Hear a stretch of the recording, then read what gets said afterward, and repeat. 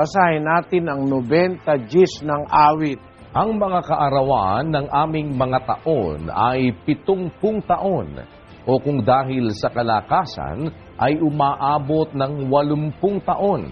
Gayunmay ang kanilang kapalaluan ay hirap at kapanglawan lamang, sapagkat madaling napapawi at kami ay nagsisilipad.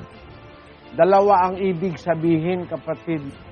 Maaaring kaya ka humaba ang buhay dahil mabuti kang tao.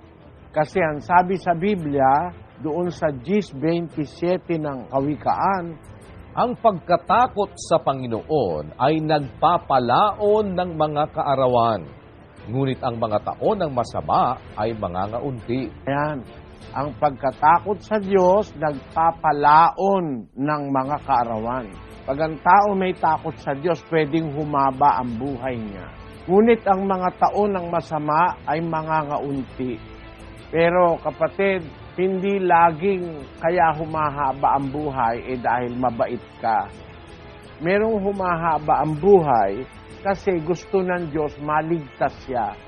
Masama siya, hindi siya nagbabago, binibigyan siya ng Diyos ng pagkakataon na magsisi pa. Kaya maaring madagdagan din ang buhay mo pag masama ka. Parang ganito lang, no? Yung mabuting tao, pwedeng umigsi rin ang buhay nun eh. Tingnan mo si Juan Bautista, wala pang 34, namatay na. Si Cristo, wala pang 34, namatay na.